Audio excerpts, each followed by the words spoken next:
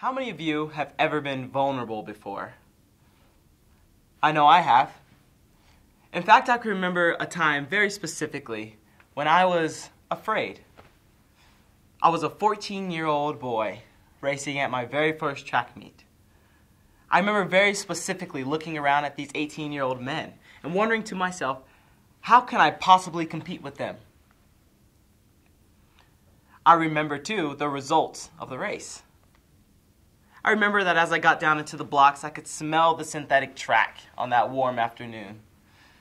And then the gun went off.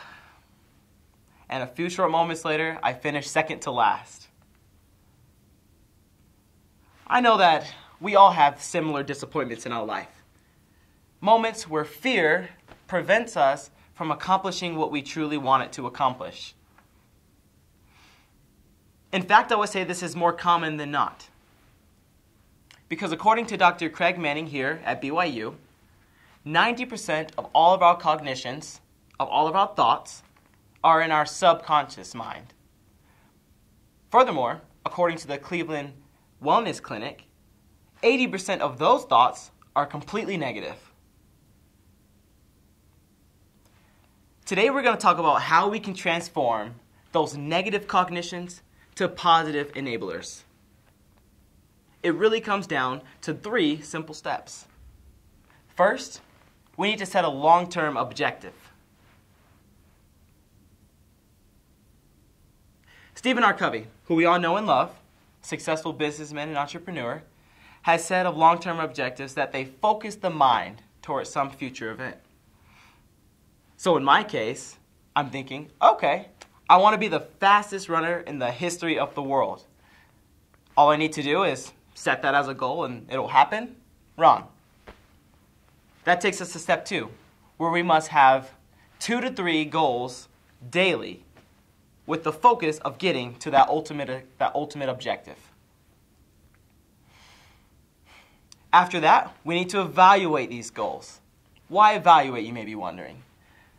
Well, Michaela Zent, a psychologist at the Mirror organization, has said of evaluating goals that they help us to see where we've come from, and they help us to understand where we need to go. After that, it's simple. You want to repeat these steps over and over again, because it may take some time to transform your fearful mind to a fearless mind.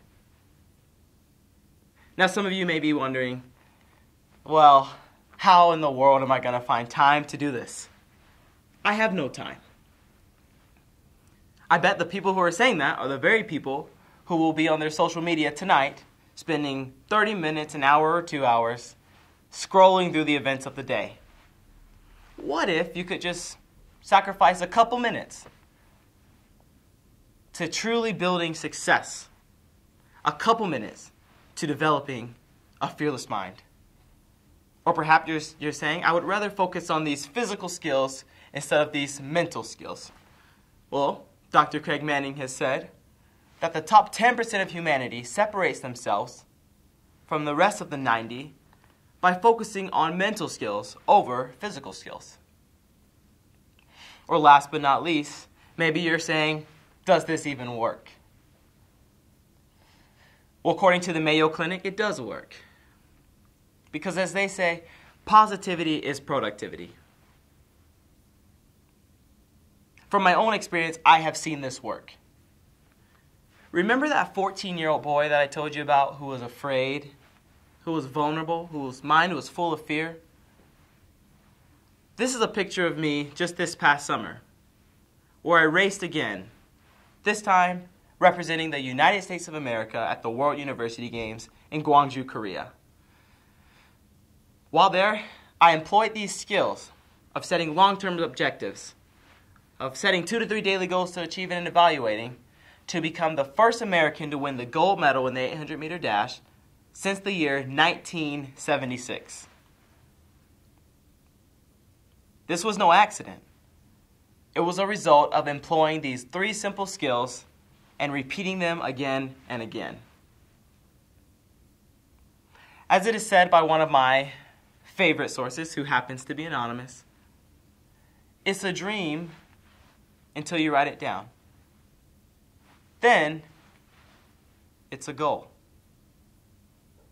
And as I would add, only then is it truly a possibility, because you have developed a fearless mind. Thank you.